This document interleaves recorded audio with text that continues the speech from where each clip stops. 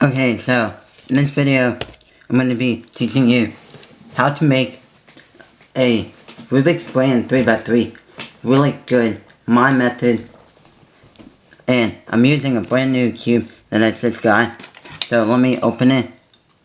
Whoa, okay, I just opened it, and now I'm feeling it, and I'm just feeling like it feels better than what I would normally get. Because turning is like, the process that I'm going to go through is actually going to be a lot better. As far as I can tell, the outcome is going to be really good.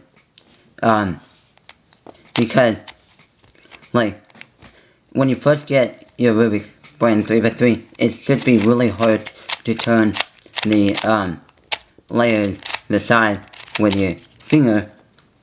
But in this case, most of what I'm going to teach you has been really reduced so that I can just go ahead and go into the final step. But first I'm going to give you a solve with this, and then I'll teach you the method on how to work it in, and then after that I'll give you my final solve of the whole thing after it's all done.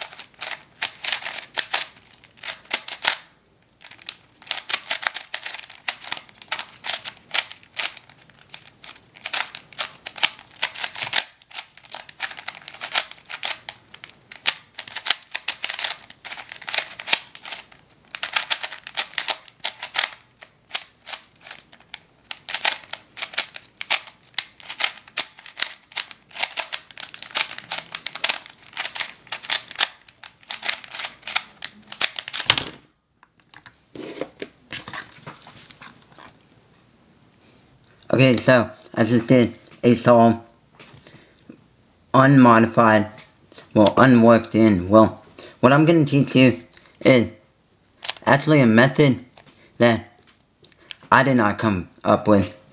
I forget his name, but it's, I forget the name. Frost? No, not Frost. But I'll post the video in the description box. Basically, you're actually gonna work it in for a little while. And disclaimer. Read this disclaimer first. It's basically saying, warning, I am not responsible for your cube if your cube breaks during the process of making your cube better. Now, I've done this before when I first got a cube and it broke immediately, which I was lucky enough to get a replacement of that cube. And the cube is this one. Yeah, I was lucky enough to get a replacement. And then, here's how you would do it. You would misalign it some, and then hold it tight like this, and then just turn like this several times around. Basically, you're working in these lockups that occur when you do this. When you do the RU, R prime, U prime thing, you're working in the lockup so that there's no lockups. And then another one is just by holding these centers down really tight, and then turn one side will help loosen up side, and then other stuff. But basically, you should watch the video that's in the description. And I'll come back with you after I finish working in mine, because it will probably take like an hour, like take about 30 minutes or so. And then second step is lubing, which I'll teach you how to lube it the way that I do to make this cube even better. Oh yeah, one thing I forgot to say is that when you're doing this, how to know when you're finished and ready to go on the second step is when your cube has barely any lockup, and that it's very easy to finger trick. Yeah, but this cube, I'm happy about the quality of it, and I was not expecting it to be this good already. So basically, this step will take a lot shorter.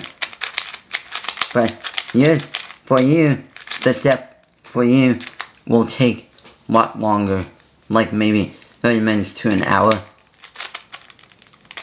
Yeah.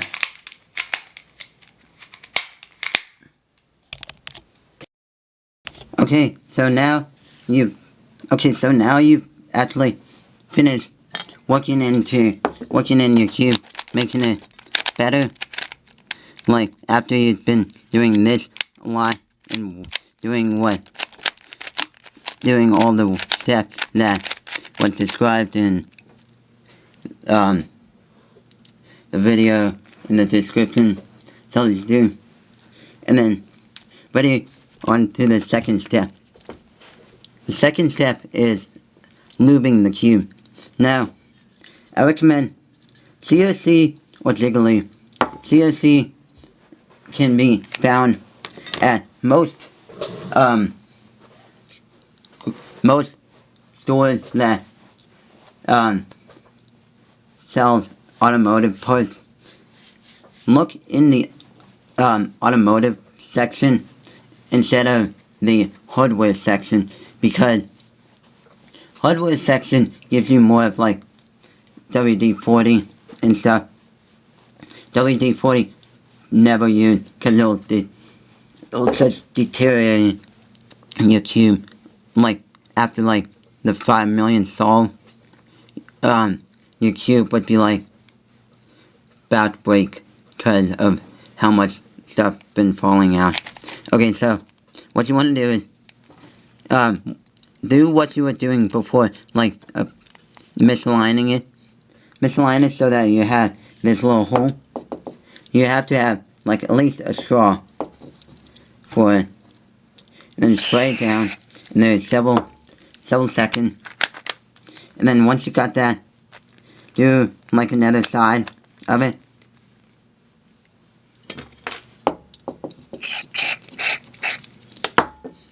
And then just work it in. This way, actually, if you're not careful enough, like with this method of lubing it, you have to, like, once it dries, you have to make sure that you unbond any bonds that happen when lubing it, because if you're not careful enough, this can act like glue. How to work it in is just actually do checkboard patterns and some other patterns you know, and scramble and solve it at the same time. If you want to get more technical, take out an edge and just let this dry a little bit. While you have it out, you can spray more in this way, and then spray the pieces some, like spray the pieces like this. Yeah, it should dry up very fast. How do you know when it's dried up? If you use CRC, when it's dried up, it will look like this, where there's white coating over it. Yeah. And so, yeah.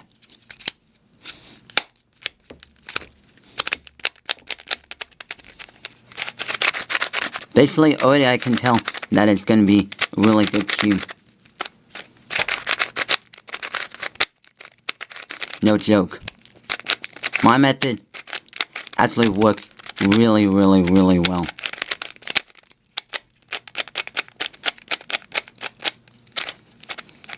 And like, I've gotten like sub 30 with one of these Rubiks brand 3x3 actually doing my method of breaking it in, working it in. And I do not have the cube with me, the one that I got the sub 30 on, because at school, there was a teacher who,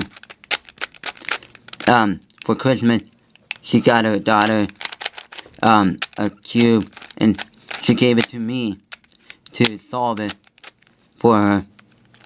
And while I had it in my hand, I actually worked it in, lubed it for her so that it's better than it originally was. And this is the method that I use. Okay, so now that I've worked it in and lubed it, I'm gonna go give you the saw.